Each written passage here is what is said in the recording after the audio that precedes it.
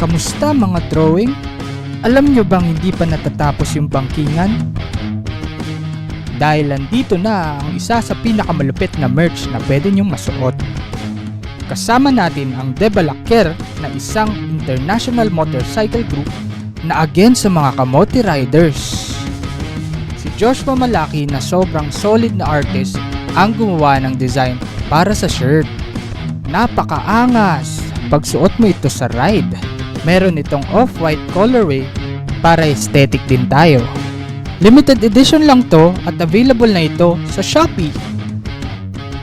Dahil dito sa Di Na To Drawing, ang drawing lang ay para sa papel, hindi sa taplano.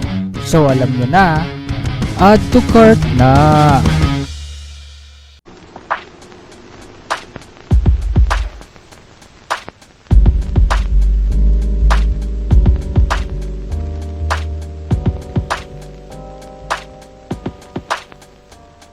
Sound check.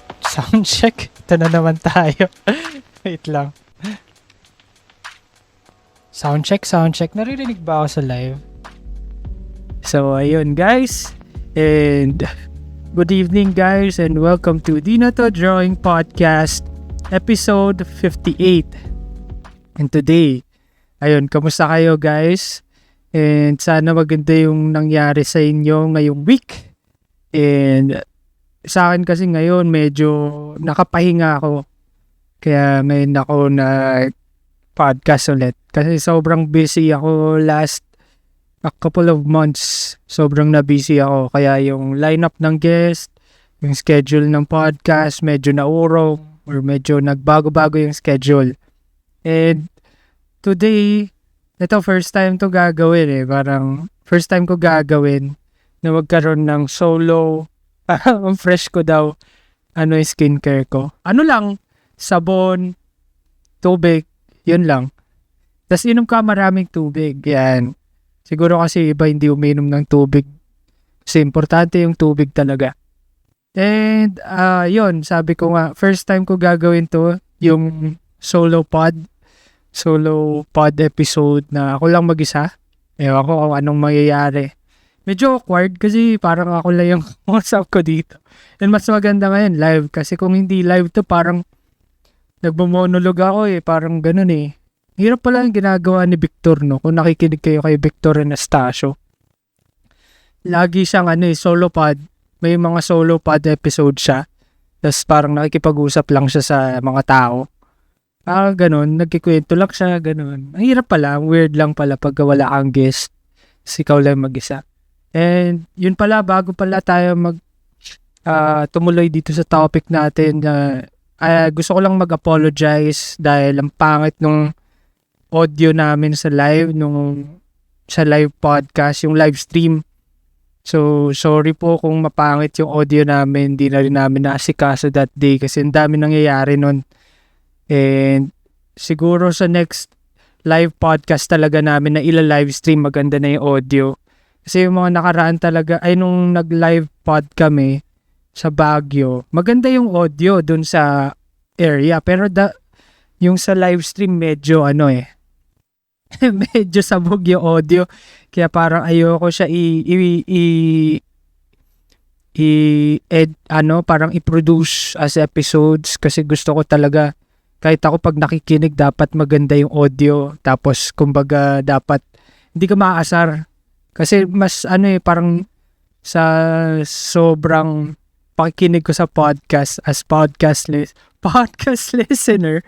Ayun, so parang yung quality ba, kung pag gusto mo makipagkwentuhan or makinig ng mga podcast is maganda dapat yung audio. Kasi nakakaasar din naman kung sabog-sabog. Nakakawala ng gana din kasi pakinggan. And ang magiging solusyon namin dyan is yung mga guests namin, pwede namin siyang ulitin. And para mas maganda yung audio, mas maganda rin yung listening experience nyo. Ayan. Pero yung tawag dito, yung sa live pod sa Baguio, maganda yung audio doon. And sana may natutunan kayo, maganda yung experience namin ng live podcast namin sa Baguio. Daming artists, ang daming photogs, ang daming estudyante, ang daming creatives na bata, grabe. halo-halo, may mga bata, matanda, andun sila lahat sa exhibitions. And congratulations sa lahat nung Cryptor PH team, artist, yung mga sponsors and partners namin. Congrats sa inyo, ang ganda ng event. And tawag dito. Supportahan niyo pa ulit kami sa mga susunod na events and exhibitions namin. So may mga nakahanda pa kami. And yun, abangan niyo na lang. So, balik na tayo. Hello. Si Zaira Alibol Junsil and si Yula. Yun, nakikinig na sila. Shoutout. Makikita ko ba? Ayun, shoutout sa 7K viewers natin ngayong gabi sa ating live podcast. And siguro alam nyo na yung title natin or tungkol saan yung magiging topic natin ngayong gabi. Medyo siguro gagawin lang natin na hanggang maubos siguro yung sasabihin ko, no? Tsaka ko lang siguro i-end yung labo, no? Pero ang gagawin natin, kung napanood nyo na, ito yung isa sa pinaka-hype movie na parang ganda kasing expectation nito kung nakita nyo yung trailer ng Outside. Isa siyang Filipino zombie film na available na sa Netflix. And kakalabas lang niya last Thursday. And pinanood ko agad nung gabi. And looking at the trailer pa lang nun, medyo ang ganda kasi parang sa trailer pa lang na-expect na ako na maganda talaga yung movie. Ganda nung cinematography, ganda nung color grading, ganda nung yung cast pa lang, kasi si Sid Lucero, fan din ako niyan, lalo sa mga ganitong pag-act, kumbaga medyo ang ganda nung bagay na bagay sa kanya yung role, si Beauty, tas yung dalawang bata, ang galing din ng Marte, as in parang ito kasi yung Outside is parang kung napapansin nyo kasi nag-evolve na yung quality of films sa Filipino films, lalo yung independent films. And papansinin nyo, parang lumalaban na rin yung quality natin sa napoproduce ng ibang bansa. Kung titignan nyo yung parang technicalities pa lang, parang dun lumalaban na tayo. Hindi na tayo dun sa may parang puro kabit, puro ganito, yung magkapatid, tapos malalaman nila magkapatid pala sila in the middle of the teleserye. Tapos yung isa mayaman, yung isa mahirap, tapos biglang mayaman pala yung isa, tapos api-apihin, mga ganon. And ito, parang medyo nag-evolve na yung parang Filipino films natin. And ito, yung Outside, bigyan ko kayo ng background. Outside is directed by Carlo Ledesma. And available na siya sa Netflix. Pwede nyo na siya i-stream.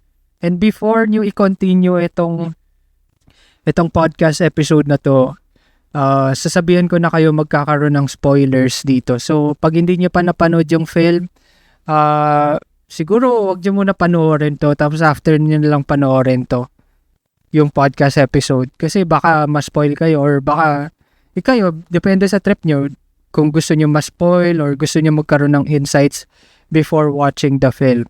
Ako kasi parang bago ako manood, pa ako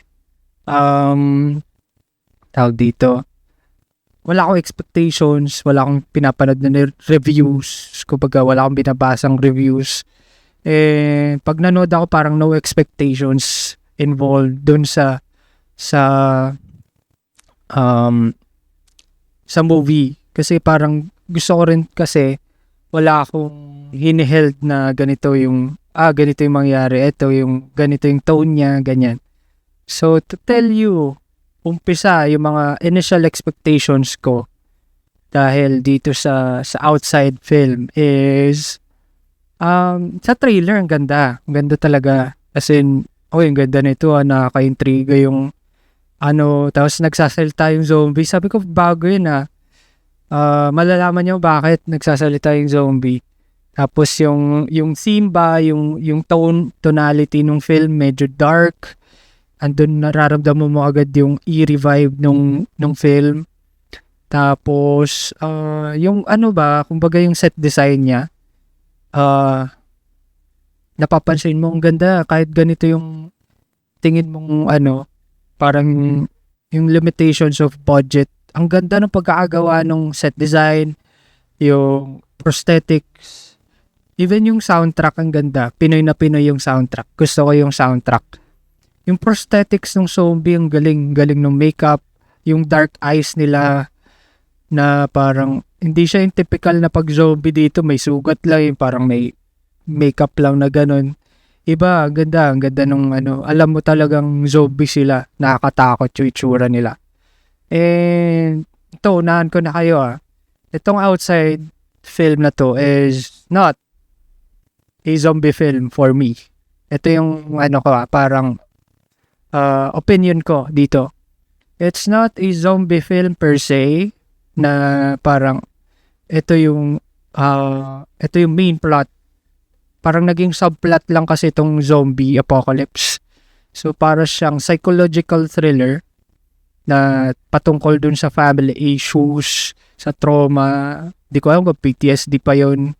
Nung main character na si Francis. So ito pala, yung cast pala nila is pakilala ko muna. Si Francis, si Sid Lucero.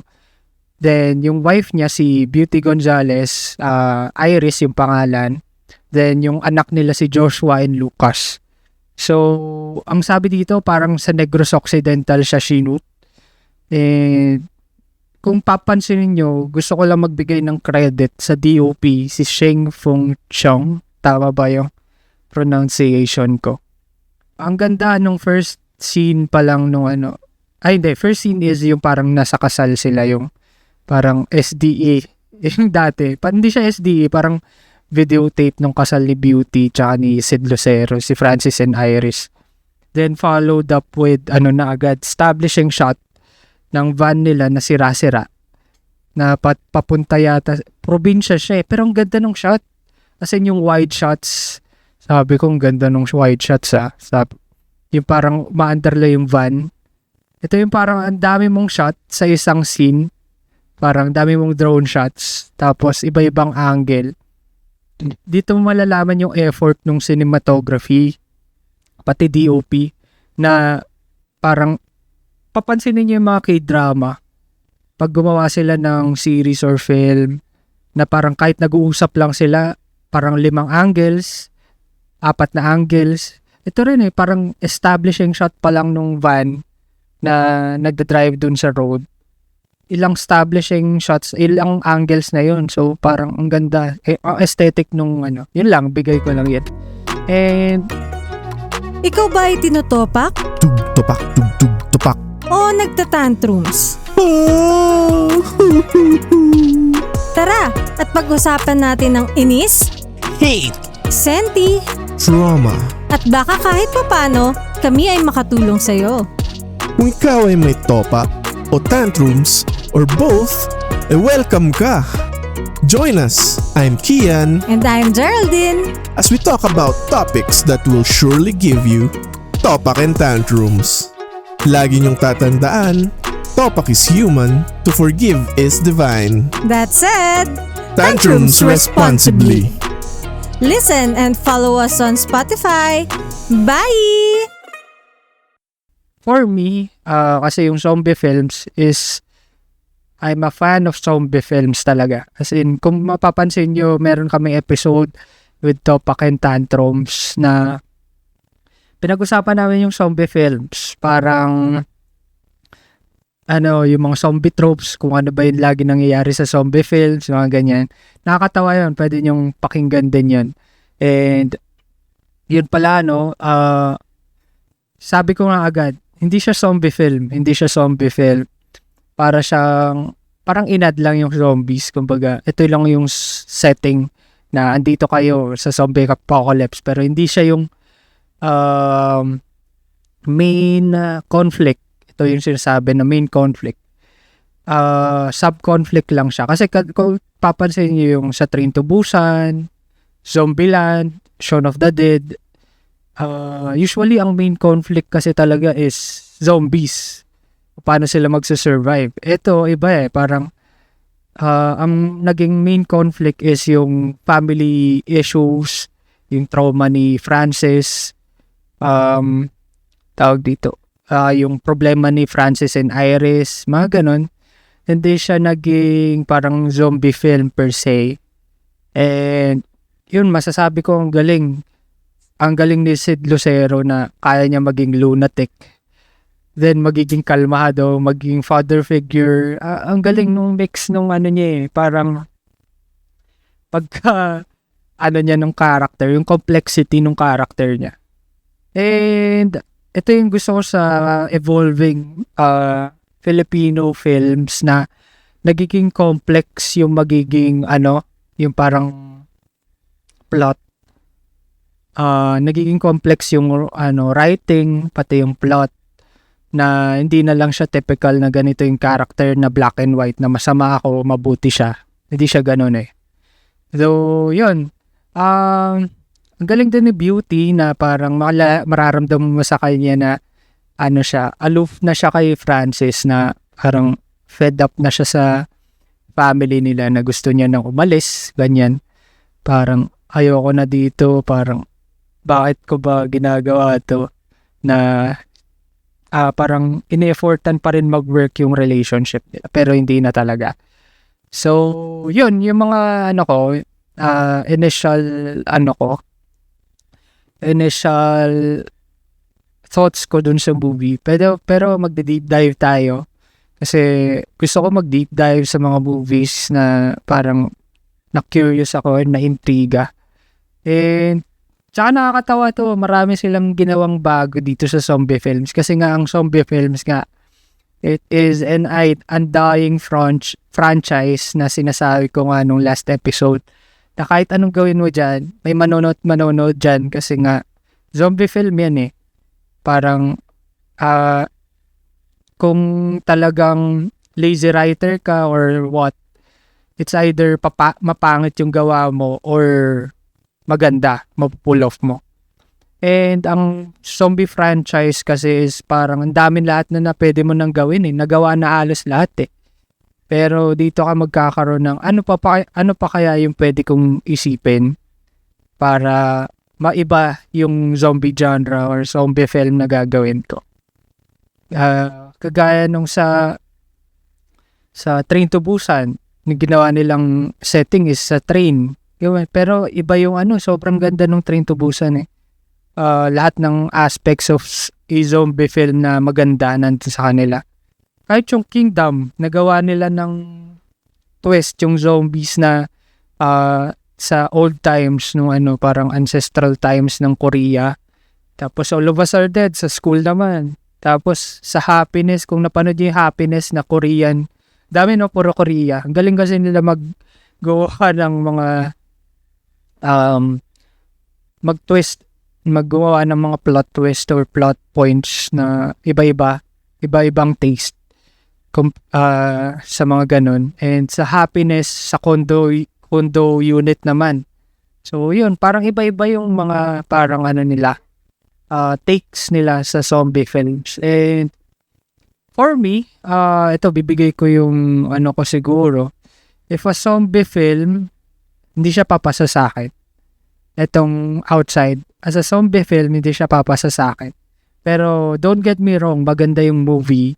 Pero as a zombie film, hindi siya pasok sa akin. Kasi, yun nga, di ba sinabi ko kanina, subplot lang yung zombies. Hindi siya yung main conflict. Hindi siya yun yung main kalaban. So, ang kalaban dito si Francis, yung trauma niya, and yung parang issues nila sa family. So, ano nga ba yung mga issues nila sa family, no? Unang-una, kung papansin ninyo, yung film na parang pag naramdaman nyo ba na zombie apocalypse na, saan kayo unang pupunta? Saan kayo unang mag-refuge ng location? And ang weird lang, no? Kasi yun yung pinaka mga napansin ko dun sa film. Though feeling ko kasi galing sila sa sa town or something. Kita nyo naman yung van, sira-sira na. And feeling ko wala nang safe haven doon. Kaya siguro naisip nila, what if doon na tayo sa sa homestead natin nung childhood. Ang weird kasi bakit doon yung naisip nila bumalik and madami namang lugar and bakit kung titignan nyo later on the movie may trauma si Frances doon sa bahay nila na ginawa ng tatay niya and ang weird lang kasi doon sila pumunta talaga and kung may trauma ka or PTSD matitrigger siya. Hindi siya basta-basta kaya kakaumalis dun para hindi na matrigger. And, ayun nga, yun lang yung tanong ko nun, bakit sa lahat ng lugar dun sila pumunta? And siguro familiar sila dun sa bahay, ganun. Pero pagdating nila kasi sira-sira na, ganun, patay na yung tatay niya. Or baka yung Rolex, kasi mahal yung Rolex, di ba? Para pagka, pagka balik na bumalik na sa normal, pwede niya ibenta yung Rolex pag wala lang. Ganun. Eh, dito kala ko nung una, di ba sa trailer, nagulat kasi ako, nagsasalita yung zombie. And alam mo naman dito sa Pinoy, medyo mahilig tayo gumawa ng psychological twists and visions, mga ganyan. Kala ko vision niya, panaginip niya, na talaga nagsasalita yung zombie. Tapos nagulat ako, talagang nagsasalita sila. Hindi siya yung parang naisip lang ni Sid Lucero na vision niya to na nagsasalita yung zombies. And yun, nakita niya yung nanay niya dun sa homestead nila. And nagsasabi siya, sorry, ganun siya ng ganun. And yun pala, totoo talaga na nagsasalita yung zombie. And ang galing-galing ni Sid Lucero umarte. Makita mo yung mata niya na parang nung binaril niya yung nanay niya, iba yung emosyon eh. Ang galing nun. Kahit ako sabi ko yung mga first part, ay, mukhang okay ito Mukhang maganda yung flow nito And, ito nga noon, mamaya malalaman nyo bakit sila nagsasalita, or parang bakit inad yun, dun sa film na to. Kasi lahat na sa zombie film, halos nagawa na eh. Ito, first time halos na talaga nagsasalita yung zombie. Tapos yun, fast forward dun sa parang gusto nilang umalis, na gusto nilang pumunta dun sa north yata. Then napunta sila sa tulay. Ito yung nakakapagtaka sa mga zombie films. Ito rin yung mga tanong ko. Bakit ang galing nila magtago? Kumbaga parang pagdating mo sa site, usually 'di ba sa ibang films, kunwari yung Walking Dead, yung mga ganon, nag-roam around yung zombies. And pero kahit dun sa mga All of Us Are Dead, yung iba nagtatago parang gugulat ka, bakit sila nagtatago? Ano ba sila? Parang predator na nag-hunt, ganon? Or something na ganon? Or wala lang, trip lang nila magtago. Hindi sila nagpapakita sa tao. Galing nila magtago. Ba't di sila napansin? Sobrang dami ng zombies dun sa tulay. Tapos wala man lang nakakita. Yun lang, naisip ko, bakit hindi nila nakita? Or galing lang talaga magtago ng zombies. Ito pa, isa pa yung sa gusto ko i-add. Bakit kaya pag sa zombie films, hindi nila naaamoy yung zombies? Di ba kasi rotting na siya skin, parang bangkay na siya. Kung titignan nyo, parang bangkay na yung zombies. Pero bakit ganun? Di nyo napapansin or di nila napapansin, parang amoy daga dito, patay na daga dito So siguro may zombie dito. Or siguro, nung knowing na yung setting nila, parang medyo na alam na nila yung situation na may zombies, siguro nasanay na ilong nila, ganun, wala lang, parang aware lang, na bigla may mag-sneak up, may zombie pala, weird lang, hindi ko lang pero, tawag dito, yun nasa tulay sila, and may nakaharang kasi doon na parang gate, and may military, hindi sila makatuloy kasi nga may mga harang. And nung parang pinupukpok nga ni Beauty ni Iris yung gate, doon may lumabas sa zombie na it confirms na nagsasalita talaga yung mga zombie. So, yeah, pass, gumaganon yung zombie. Kasi nakakatawa. May mga nakakatawang lines nga na parang, parang nakita na ni Sid Lucero na, uy, atake na yung asawa niya. Yun, parang, yun, niligtas niya. Then, nagsasalita yung mga zombie. Pinaka nakakatawa doon yung parang, pabili. Kasi pabili, galit. Kasi sa copy, mga sundalo siguro yung mga ganun yung linyahan nila. Nakakatawa, as in, siguro yung bago sila namatay or bago sila nakagat ng zombie, siguro yung isa bumibili ng sa tindahan, nasa agat siya, ganun. Yun yung last line niya. Yun na yung tumatak sila. So, para silang mga Pokemon. Alam niyo Pokemon sa yung parang si Pikachu. Pikachu lang alam niyang kaya niyang sabihin. Parang ganun. Pikachu, ganun lang. So, parang ganun sila yung mga zombie. Last words siguro. Last thought nila bago sila mamatay. Or para si Groot. I am Groot lang na I am Groot. So, ano kaya magandang no? Kaya magandang word na pagka nakagat ka ng zombie. Mga Pinoy na ang bobo mo, mga ganun. Ang bobo mo. Siguro mga ganun. Kaya awit. Mga ganun. Feeling ko ganun yung mga pwede niyong sabihin no, mga sa Pinoy. Pag ano pa ba mga magandang words na bago ka makagat, yun yung naisip mo. Ang weird lang, no? Parang ganun. Ang ganda rin ng twist na yan. Ang ganda rin ng ginawa nilang ganun.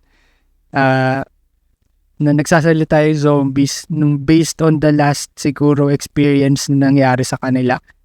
And gusto ko yung scene sa tulay, no? Parang nag-parkour pa si Sid Lucero para maligtas niya yung family niya. Galing nun. Doon pa lang sabi ko, uy, mukhang maganda to Maganda yung pacing. May suspense. Kumbaga may chase scene, mga ganun. Baka zombie film pala talaga siya. Ganun yung inisip ko. Zombie film na siya. Pero, ang weird lang, ito nga, sama ko lang din yung saan. Di ba pag pabalik nila, bakit di nila ginamit yung van? Andun naman yung zombies. Kumbaga napasabog niya naman ng granada. Ba't di niya ginamit yung van pabalik? Hindi pa naman yun yung time na parang, yun yung time na parang hindi pa sila si Francis, hindi pa siya decidido na magstay doon sa bahay. Bakit di nila ginamit yung van? No? Weird lang. Uy, may bago kaming merch para sa mga mahihilig mag-drawing. We're bringing back Baybayin na isa sa mga OG ng ancient scripts. In collaboration with Lloyd Zapanta, isa sa mga baybayin gods at type artists dito sa Pinas. Pagsuot mo to, parang nagiging kapartner mo na ang kasaysayan. Make your ancestors proud. I-represent ang atin pero make it aesthetic. Makabayan pero drip. Meron itong 2 colorways, black and white shirt. Available na ito sa Shopee para kaya mo na bumili at the palm of your hands. Dahil dito sa Di Na To Drawing, ang drawing lang ay para sa papel, hindi sa plato. Adudu karte! Ayun, ang sabi ni Yula, ayun yung difference pala na sa typical zombie films. Hindi sila nagsasalita. As in, gumagano lang sila. Gumagano lang. Sa tingin mo, anong magandang word? Word na parang bago kakagatin, no? Ano kayo magandang word? Yun, pagbalik nila sa bahay,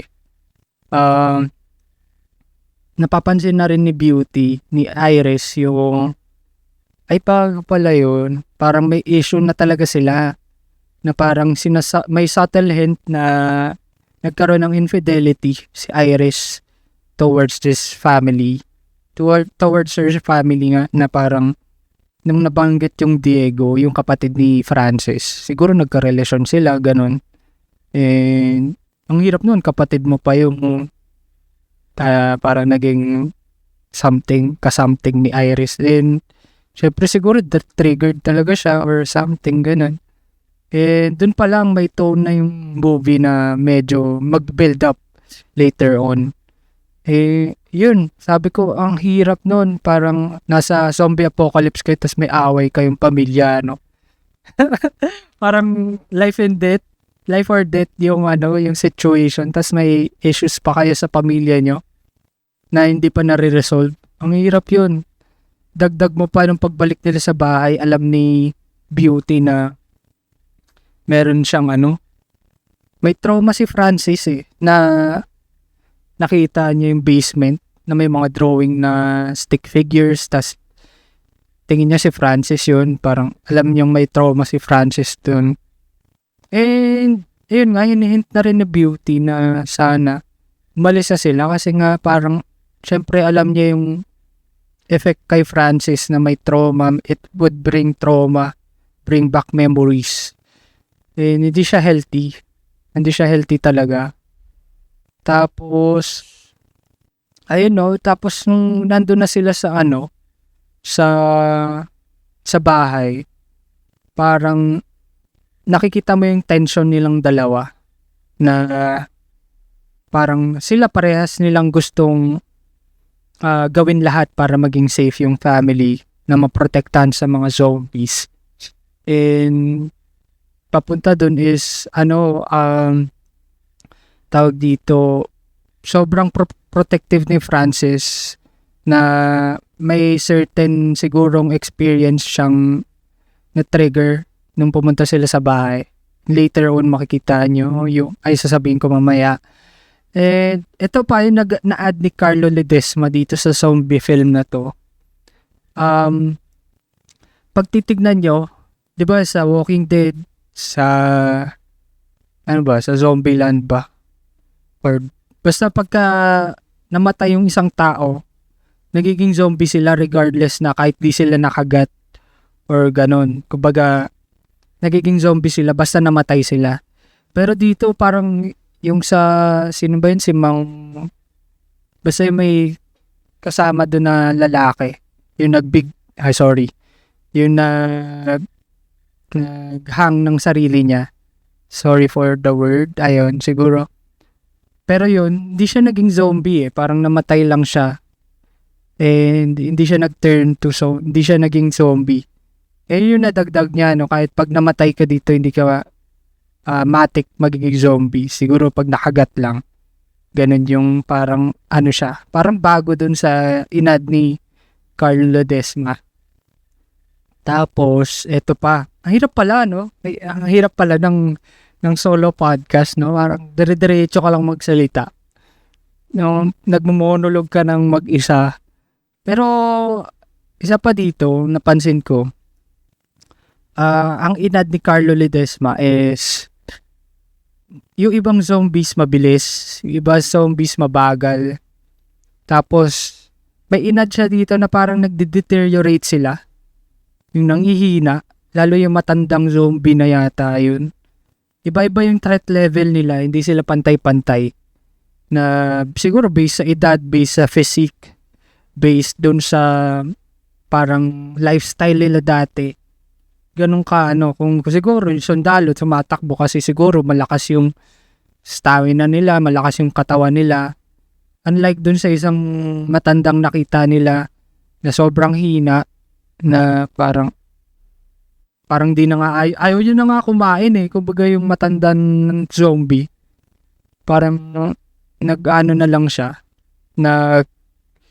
nag-roam around na lang siya ganun. Pero yun nga may isang scene dito na parang yung zombie sumihina dahil nga medyo naging na trigger to si Francis na ayaw niya palabasin yung mga yung family niya. Parang kahit sobrang wala nang threat yung zombies. Hindi. Dito pa rin tayo. Parang gano'n. Hindi, baka kagating kayo. Ganun. Baka madisgrasya kayo. Ganun. Doon nagbe-build up talaga yung trauma ni Francis na kasi nung kinulong siya sa basement, parang mini-mirror niya yung experiences niya na napapasa niya dun sa family niya. Yun yung naging main conflict dito eh. Medyo naging psychological thriller na siya, hindi na siya zombie film. Na parang si Francis na yung threat dun sa family. Ang scary kasi, ang scary ni Sid Lucero, promise, nung paano siya umacting.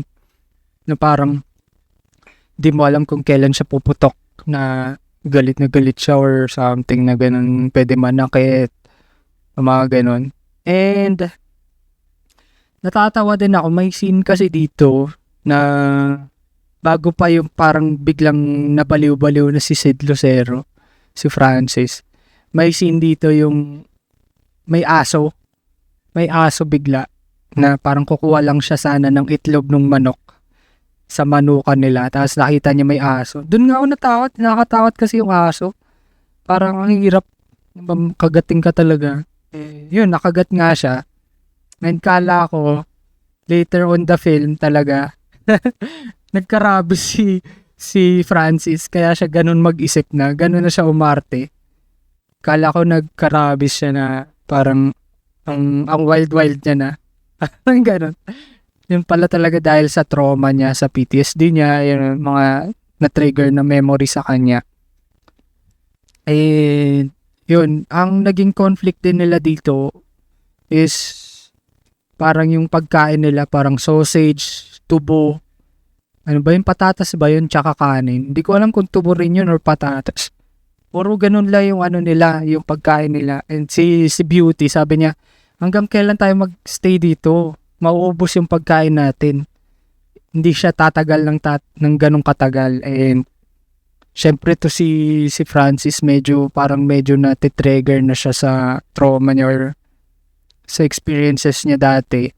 Ayaw niya talaga, parang pinipilit niya yung family niya na dito lang tayo, sobrang delikado sa labas, ganyan. Hindi siya safe. And tawag dito, na-meet niya pa si Diego. May na-meet siya eh. Na-meet niya si Diego na parang tawag dito, nagbigay pa nga ng mapa sa kanya. Ang hirap noon, parang hindi sila bati eh. Dahil siguro regardless dun sa nangyari talaga dun sa kanila with Iris or Diego, may ganong conflict. Kasi kahit hindi siya kunento sa backstory, malalaman mo yung subtle hints na hindi sila okay. Yung sinabi pa ni Francis pagbalik niya, kinuha niya yung vest ni Diego na parang sabi niya, hindi ako umabot. Parang sinasabi niya, namatay si Diego. Ganun. Ramdam mo kay Beauty na may concern siya kay Diego eh. Kumbaga, ang hirap nun, sakit din nung kay Francis na parang si Beauty may care dun kay Diego. Pero iba pa rin yung parang yun, kasama yung infidelity. Hindi ko sure kung infidelity talaga eh. Or well, may part talaga. And later on, siguro parang na-fed up siya kay Francis. Hindi na siya tungkol sa may gusto pa siya kay Diego or what. Parang pagod na lang siya doon kay Francis. Kasi, syempre, iba na siya magtrato sa family niya. Parang galit na galit. Tas si Joshua, hindi niya pa maturing na tunay na anak. Kasi hindi niya naman talaga tunay na anak. Na parang ang cold niya, lagi niyang pinapabayaan lang si Joshua. And ito yung sorry doon sa mga nagustuhan yung film. Pero ako dito medyo, kung siguro hindi siya 2 hours, siguro 1.5 hour siya, runtime niya, or siguro most likely pwedeng 1 hour. Hindi siya magiging dragging eh. I know, dapat part siya sa film, yung mga ganong issues. Pero naging dragging siya on some parts na ito na naman, family issues na naman. Ito na naman, pag-uusapan na naman nila yung ganito, ganyan. Parang sobrang humaba siya. Kapag humaba siya ng sobra na somehow naging dragging siya sa akin. Yung middle part ba yun, malapit pa punta sa end, sa act 3 siguro, last part. Medyo naging dragging siya sa akin. Kamusta mga may hilig mag-drawing?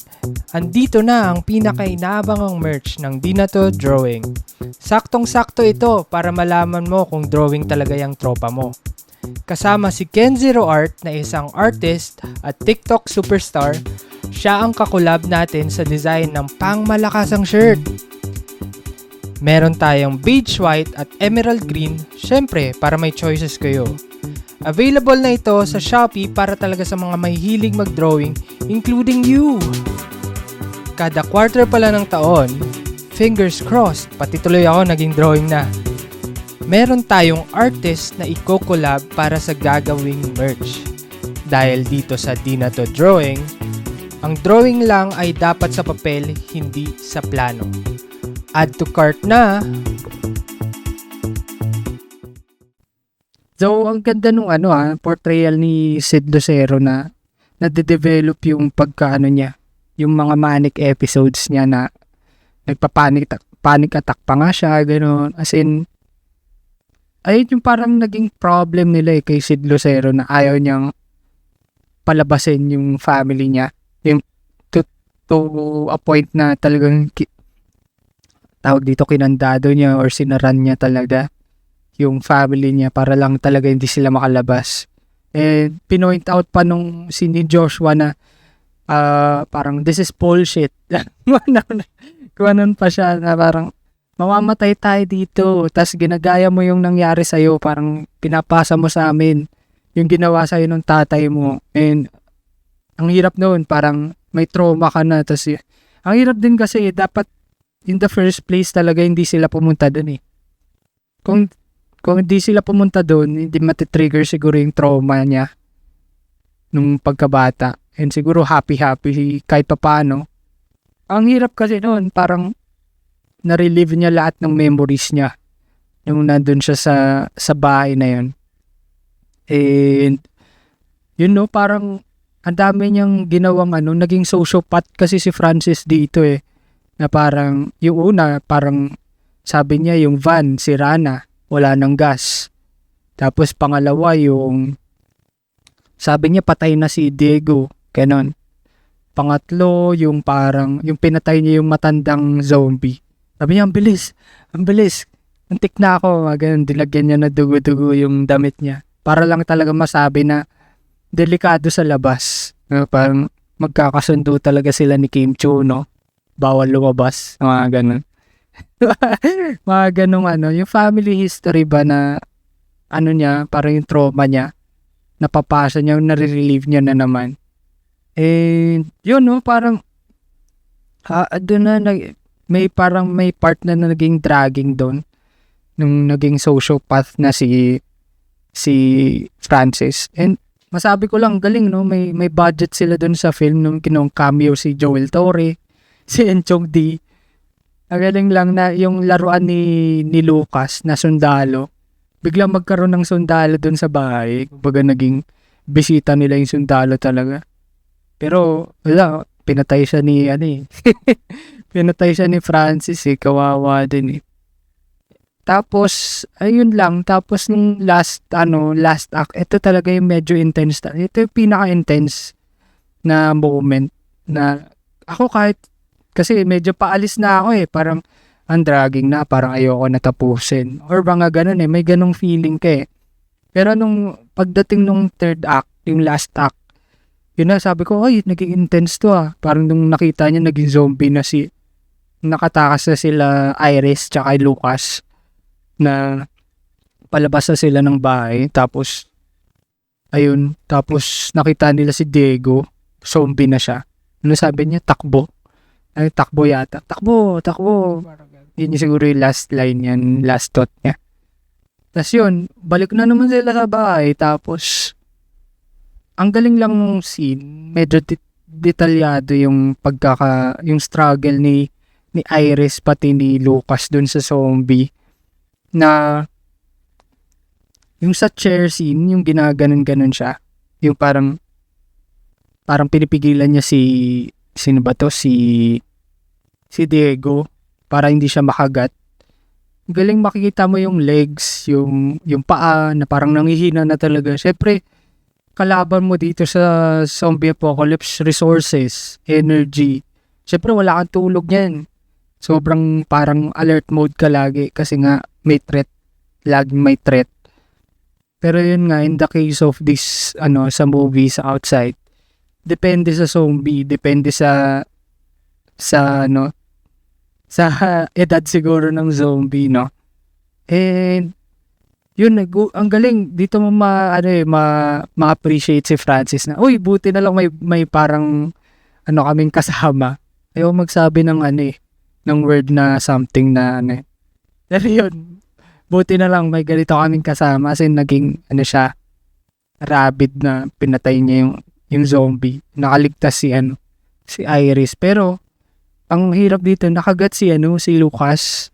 Ito yung pinaka violent scene dun sa movie. Hindi yung pagkagat ng zombie, hindi yung mga parang dugo-dugo. Iba ito yung pinaka violent scene and graphic dun sa film.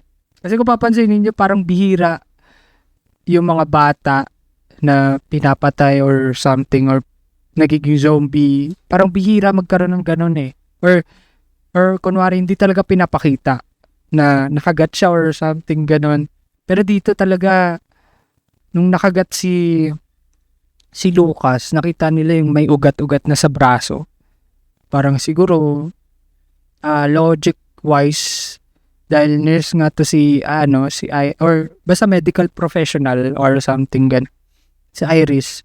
So what if pag pinutol ko to hindi kakalat yung virus? So ang nangyari parang tinurnicate niya yung dito sa braso tas hanggang dun sa para putulin yung braso ng bata. As in parang ito yung horror Ito yung horror talaga horror ng movie na pinutol niya yung pinutol niya yung braso ni Lucas. As in, di ko kakayanin. Kunwari, anak mo yun or kahit nga si Francis parang nanghihina siya. Parang di niya kaya to si Iris. Life and death na Parang kailangan mo natanggalin para mabuhay yung anak mo. Para hindi siya maging zombie. As in, ang hirap noon, parang tinataga mo yung braso, tas without anesthesia, di tulog yung bata, gising pa siya. Ang hirap noon, ramdam mo yung sakit. Ayoko nga panoorin yun nung tinataga na yung braso. Medyo wild yun. Yun yung parang sa akin yung peak nung yun yung peak ng movie na parang pinutol yung braso ni Lucas. Then, ang maganda dito, kahit ganito, manic episodes na si Francis, hindi pa rin nawawala yung pagkaano niya, yung humanity niya, yung pagkatatay niya. Yung sabi ni Iris na kailangan dalhin sa ospital si Lucas na kailangan yung van, naisip niya. So, tumakbo siya, papunta dun sa van. Ang layo nun, alam ko, feeling ko malayo yun And, parang hindi pa rin nawala yung pagkatatay niya dun sa family niya. Even may ganun siyang nararanasan sa mental health niya. Ang hirap nun. Pati si Beauty, si Iris, as in, ang hirap mo gawin sa anak mo yun na tatagain yung braso. Then pagdating ni Francis dun sa van, nakita niya si Joshua nas nakaganon ng baril, nakatutok ng baril. And syempre si Joshua, isipin mo, bakit nandito yung tatay mo, tas puro dugo? Ano kaya nangyari? May nangyari ba dun sa bahay? May sinaktan ba siya? May pinatay ba siya? May ganun Kung ikaw yung nasa lugar ni Joshua, parang isipin mo ba threat si Francis kasi makita mo medyo may dugo, parang nakakatakot din on that side tapos alam mo may ganun siyang episodes na nagiging violent siya siguro precautionary na kinabahan or natakot, nabaril niya si Francis without thinking kung ano nangyayari. Si Francis, singalingan. Hindi niya masabi kasi nag-ano pa siya ng hinga niya. naghahabol pa siya ng hinga niya. Yun, wala siya nasabi. Pero ang magandang part dito is nagkaroon sila ng resolution na dinagdag. Yun yung maganda na kahit in the last moment ni Francis na mamatay siya, parang sabi niya anak. Na tinuring niya ng anak si Joshua. Natanggap niya rin anak niya talaga, tinuring niya talagang anak si Joshua. Yun, din yun, ang dark nun, parang pag sa comics or pag nabasa mo yung dark nun. And if ever, pag nangyayari sa real life, ang dark nun, napatay mo yung tatay mo, tas tinuring kang anak, or parang tinuring mo siyang tatay talaga. Kasi tinuring naman talagang tatay ni Joshua si Francis, ever since. Pero yun, ang dark nun. Kung nakagat siguro si Francis, no, anak siguro sasabihin niya, anak. Last scene, ganun, parang may dumating na kotse, di natin alam kung yun yung van or something. Pero yun, kayo ba, ano ba ang thoughts nyo dito sa outside film, zombie film? Ayoko siya tawaging zombie film kasi hindi siya zombie film talaga. Inad lang nila to, siguro may hook siya to keep people interested and curious na ay may zombie film yung Filipino film, nasa Netflix pa. Yun nga, sabi ko, ang ganda nung production, ganda ng pagkakagawa. Hindi lang siya zombie film. So kung zombie film siya, siguro kung i-rate ko siya sa zombie film, 1 out of 5, yung ano niya is 2 lang. Hindi siya zombie film for me. Pero pagka overall sa film, siguro 7 siguro siya sa akin. Kasi meron 7.5 or 7 kasi may mga parts talaga. Yun, 7 kay Yula naman, 7 out of 10. So, kanya-kanya tayo ng opinion. Kasi medyo may parts kasi naging dragging siya sa akin. Hindi ko sinasabing pangit yung film. Naging lang, parang dragging, kumbaga. Dahil sa sobrang haba ng pelikula. Pero, yun, I will treat is as psychological thriller film, hindi siya zombie film.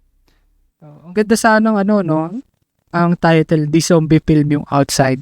Pero baka agad medyo pangit yung, mas maganda yung medyo may pagka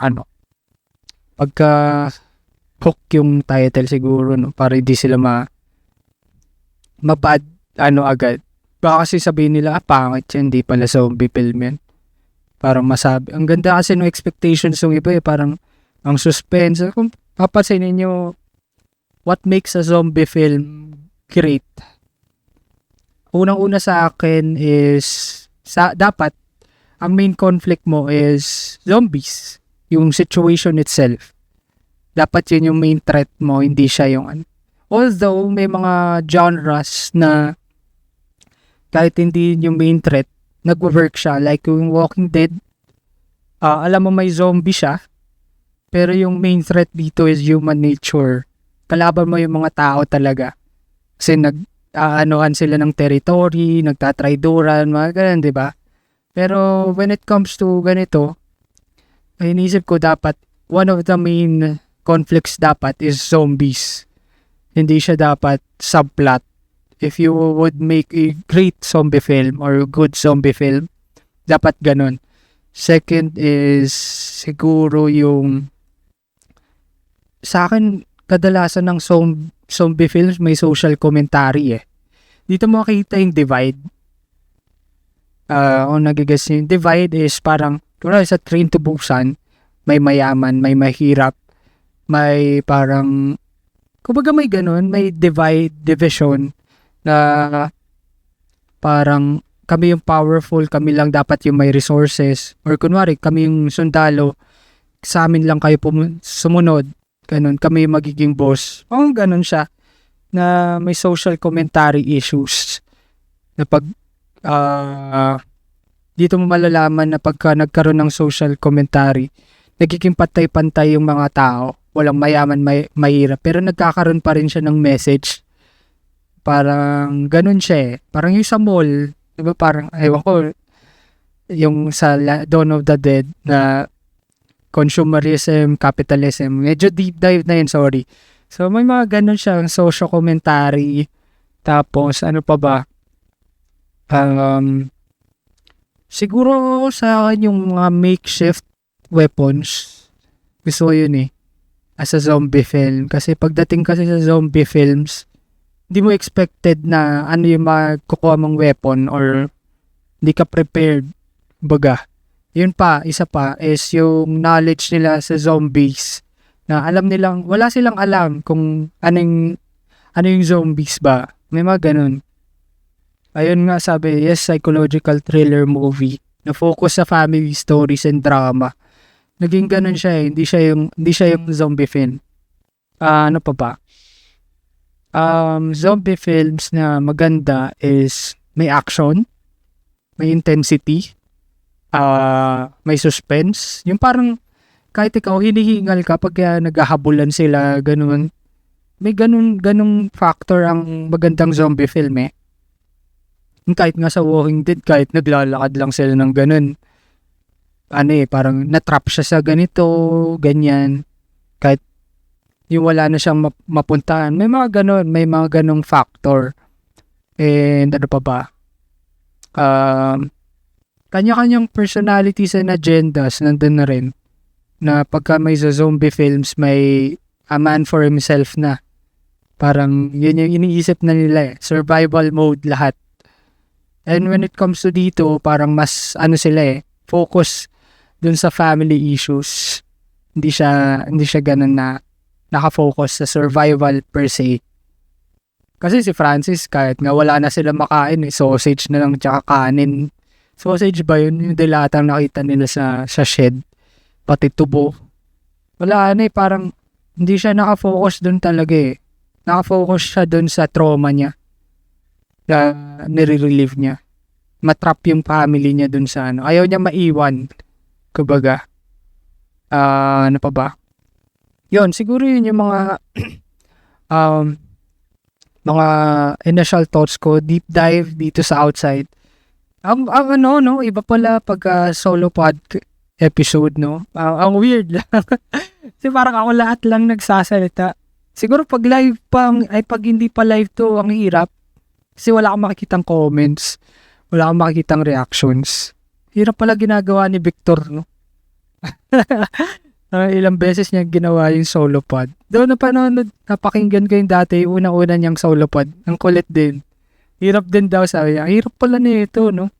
Kausapin mo sarili mo, ganun. Wala kang kabatuhan. Yun lang, parang ang lang, kakapanibago lang. Pero sa akin, may mental illness nga si Sid. May trauma yan, parang may PTSD na yata yun eh. Kasi grabe yung ginawa sa kanya nung tatay niya eh. Parang hanggang tumanda siya, hindi niya na workout yung trauma niya. And bumalik pa siya dun sa very place kung saan siya trinap. Siguro, kung kunwari, wala to sa sa ibang setting sila, ibang bahay, hindi siya mangyayari ng ganun ka-drastic eh. Hindi siguro magkakaroon ng ganun eh. Hindi sila matatrap, hindi sila, pero ang weird, ito di ba sabi ko na deteriorate yung zombie. Parang pagka, nanghihina sila, mawawalan ng threat. Kumbaga hindi sila forever na nandito sa tawag dito? Hindi sila forever na nandun na threat sa bansa or sa mundo. Parang yung sa matanda, hindi na siya, hindi na siya gutom. Kumbaga ayaw niya nakainin si Sid Lucero. Nakatitig na lang siya. Mahina na yung zombie. Na parang pipilit mo, malakas yung zombie. As in, dapat alert ka pa rin, pero titignan mo, kaya nga nila unaan yung zombie. Hindi sila ganun kabilis. So, kung titignan mo lang sa Walking Dead, kung ganun katagal yung longevity nung zombies, kahit naglalakad sila, threat pa rin sila. Kasi, paubusan niya ng resources, ng energy, ng mga ganun. Kasi pag naubos talaga yan, mapapagod ka, magugutom ka, manghihina ka, ganun. Kahit naglalakad yung zombie, kaya kang patayin. Si Emma Chamberlain, idol ko din yun. Galing naman kasi dun. Galing din dun. Galing niya kasi magsalita talaga. Sobrang articulate niya and insightful magsalita. Oo. Try ko rin Try ko rin mag-solo pod. Siguro pagka may mga times na try ko gumawa ng mga solo podcast episodes dito sa Di Na To Drawing. Ang refreshing lang. Kasi parang ako pero medyo mahirap din. Parang naubusan ako ng hinga. Parang pag walang tuloy-tuloy ka magsalita, no? So, yun. Siguro salamat guys sa pakikinig. And bumababa na ang ating retention. Nagkaroon na kasi ng ruleta. Ayan. Kita-kits ulit tayo sa next episode. And for more mga ganitong content, gusto nyo mag-movie review, sabihan nyo lang ako. Pwede natin pag-usapan yan. Lalo na pagka trip natin dalawa yung movie.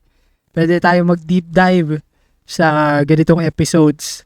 And kayo ba? Comment down below. Comment down below kala mo Isa pa. Sige, isa pa. Sige, isa pa. May live viewer pa ba? May live viewers pa ba? Comment. Pabili. Merch daw. Grabe naman. Bibilin nyo ba yung merch? Magandang merch.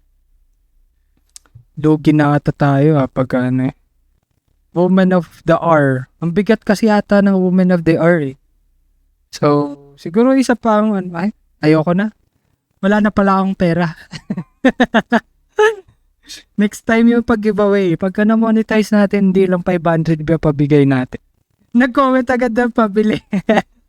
Bibili kayo ng merch, sige. Yan, maganda yan. Grabe. Wala na akong pera. Dapat kasi lagi tayong nanonood. Panoorin yung YouTube namin para naman ma-monetize kami. Para may pamigay ako, 'di ba? Para may papamigay ako sa inyo. Sila na hihingi ng giveaway, sila pa galit no? Ayan. So, yun siguro baka mukhang pera yung nasa live Yun lang talaga pinunta nila dito. Feeling ko na nila, parang yun na yung pinaka highlight of the moment. Yung giveaway sa live. So, yun, siguro kung meron kayong gustong ipa-deep dive na movie, na series, na comic books, pwedeng-pwede yan sa Di Na To Drawing Podcast kasi gustong-gusto rin namin yan. Gustong-gusto rin namin mag-deep dive, magbigay ng comments, bigay ng insights. Lalo na medyo nerd kami. Di naman nalata. Ayun nga, nung sinabi kong tapos na yung ruleta, bumaba ng 2 viewers may umalis Yan. So, siguro, magbigay kayo ng feedback and comments kung anong gusto nyong sunod na naming i-review, movie review. Pwede rin yun. And, ano pa ba? Magkakaroon kami ng travel podcast. So, pag-uusapan naman namin yung ibang bansa. Mga napunta namin yung ibang bansa. And lalaitin lang namin siguro yung Pilipinas, no? Kukumpara lang namin kung gaano kaunlad yung ibang bansa compared dito sa Pilipinas. And bakit hindi nangyayari dito yon? Yun, no? Magandang mga next episode yan, no? Siguro unahin na namin yung Vietnam, Malaysia, Thailand. Siguro yan. Abangan nyo yung mga ganong podcast namin. And sunod siguro, malay nyo sa Japan, no? Live podcast. Ay, grabe naman. Grabe naman. So, yun, no? Sana talaga. Yun na yung mga sunod episodes namin. Mag-live kami, no? Out of the country. Wow, grabe talaga. Ibang klase nararating ng Di Na To Drawing, no? Iba-ibang bansa na. Kaya sana lagi nyo panoorin yung podcast episode namin. Especially on YouTube para talaga ma-monetize na kami. A day in a life. Paano yung a day in a life? Parang, yung vlogging type. Pwede naman yung ganun. Kaso, siguro hindi siya Di Na To Drawing. Parang vlog type. Pwede yun. So, try natin mag-live sa Japan, no? Wow, grabe na. Japan talaga. Abangan ko yung sa Japan. Abangan nyo yung sa Japan. Dapat dun kayo magsisend ng stars. Dun kayo magsisend ng pera. Kasi wala kaming pera dun. Grabe. Kailangan namin ng pera. Hindi, joke lang. Meron naman. Ayan. So, abangan nyo na lang yon, and for more exclusive updates, feel free to follow Di Na To Drawing Podcast on Facebook, Instagram, X, YouTube, Spotify, and Shopee. Meron kaming Shopee. Ayun, tignan nyo yung mga merch namin. Bilhin nyo naman para may pang Japan talaga ako. Then, bilhin nyo yung mga merch namin. May mga kakolab kami na iba't ibang artist kada quarter ng taon.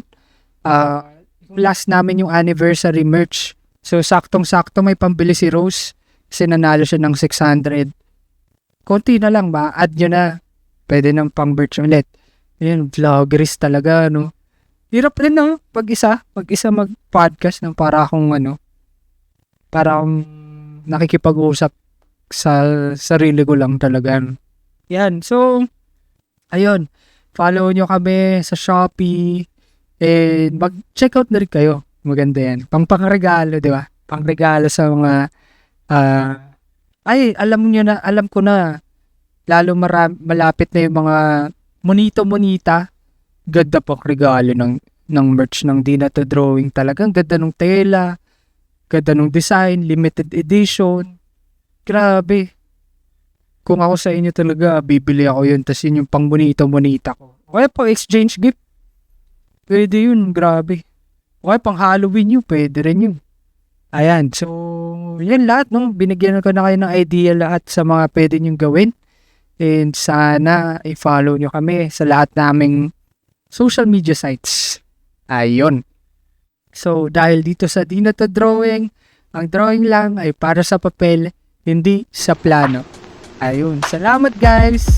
Kita-kits sa next episode. And, ayun alam ko na si Rose bibili ng merch yan. Ayun. Bye guys.